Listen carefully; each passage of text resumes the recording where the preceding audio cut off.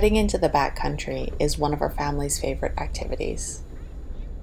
We did it before kids, we did it as a couple, and we continued to do it once Devin was large enough to actually hit some trails, and when Bethan came along, we definitely wanted to incorporate it into her childhood, as well as continue on just enjoying nature.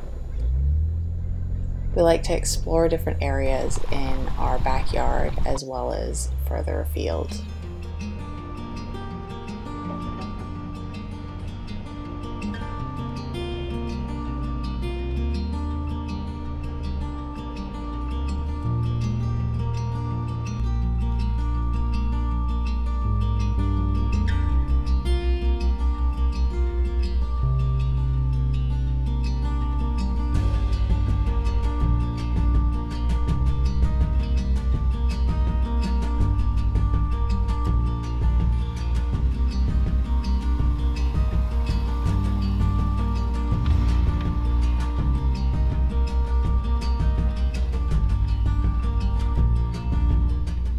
One thing to note when we come across power lines is that sometimes there is great roads and amazing views that you can see because of the clear-cut sections.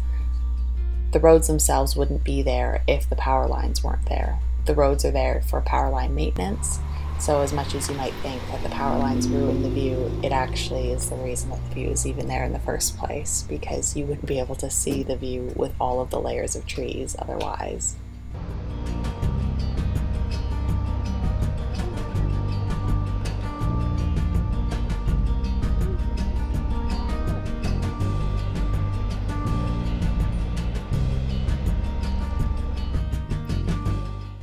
When we're exploring areas off of Forest Service roads, we expect that there's going to be some deviation to our plans and that some of these roads have been logged so long ago that the trails aren't in use, they may actually have been decommissioned. All of these things are not available on a map as you read it, so we do plan for having to make some changes to our routes and possibly backtracking to go check out some different areas that might have been what looked like a dead end but went to an amazing view site or even just a natural feature.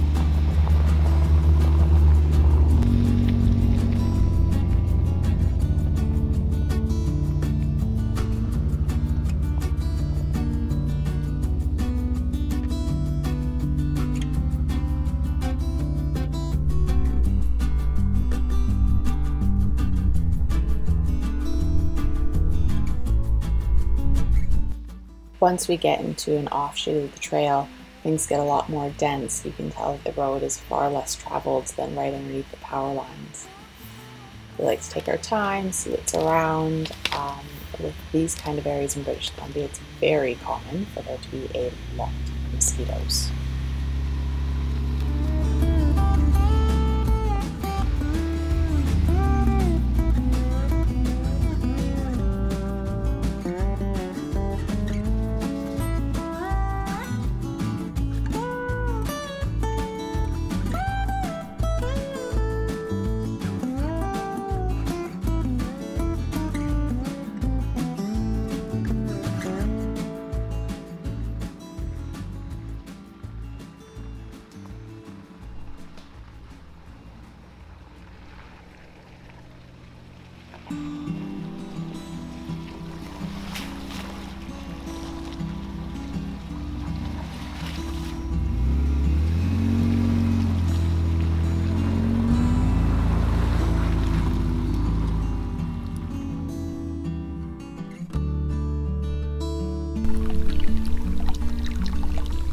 No swamp area is complete without some western swamp cabbage. You'll see that frequently dotted off the trails in any wet marshy areas. As we venture further down the trail, it is quite common, especially in early season, to see some small trees or larger trees that have been knocked over by the wind.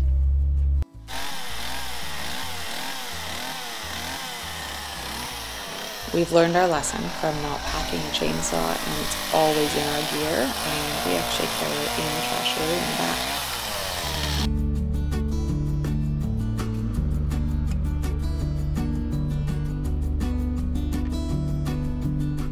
As we approach our destination, Beaverjack Lake, we can see that we're getting super close on Gaia GPS. However, it looks like it is definitely a more recent woodlot, and we can see some evidence of slash piles that haven't been burned yet. Sometimes with these areas, you will find that although it looks incredibly close for the road on the map, that there is just so much residue from the clear cut that there's no way to really access the lake. So we'll see what happens when we get closer. However, at this point, with the amount of trees and rocks and just evidence of logging, it's very unlikely that we're going to get down to the lake that we're trying to get to today.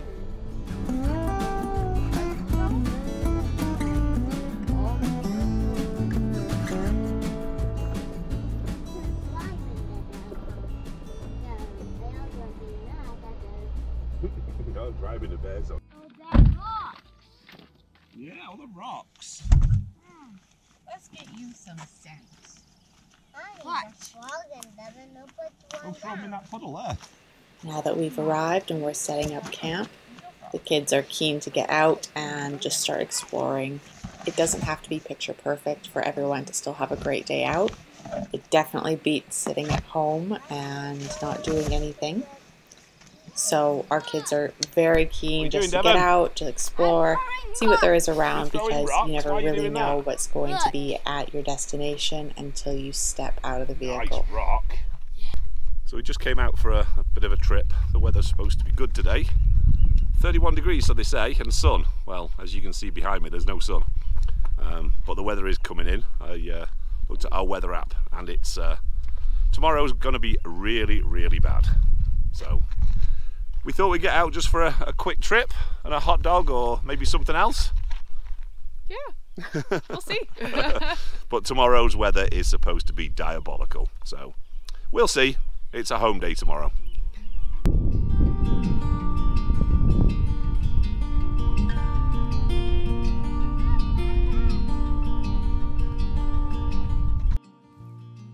So we went down a Forest Service road hoping to get to a lake, and we knew that we didn't get that close on the map, but we were hoping for a bit of access.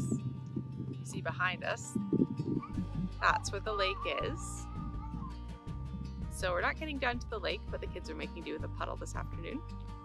We still get to hear the frogs and the birds, a few bear tracks around, so we obviously have our bear spray, but lots of fun and just some fresh air. A little tip for anyone who is new to off-roading or exploring in the backcountry in British Columbia is mosquitoes are everywhere, and if you are really unfamiliar with the area and you don't know how they are, stop your vehicle and just hang out for like 10 seconds. If you see them swarming up to your windscreen or your windshield, you definitely want to get out something before you get eaten alive when you head out. So we normally use some DEET or Thermacell, and we just make sure that we have it ready and on hand for the kids. It's an essential when we pack. Mm-hmm.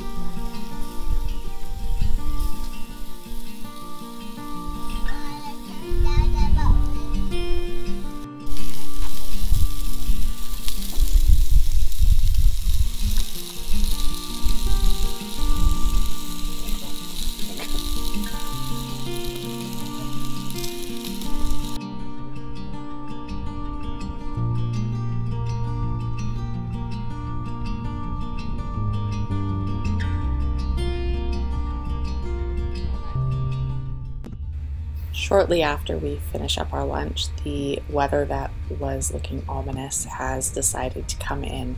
So we are heading back down towards home, and as you can see, it really doesn't look super nice out, so we're really glad that we stopped and grabbed a bite to eat when we did.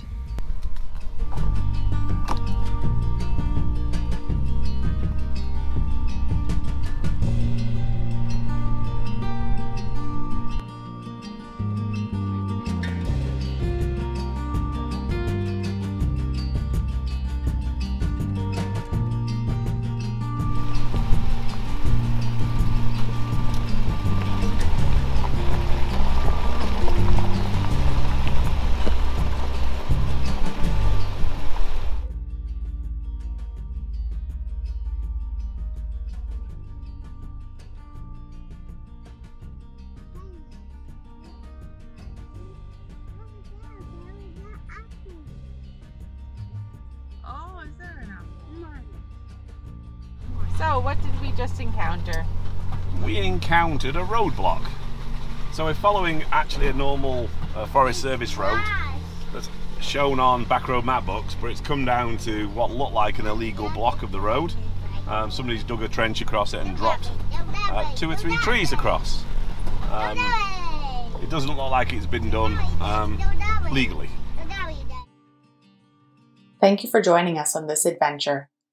We look forward to seeing you on the trails. And remember, the journey doesn't end at the summit.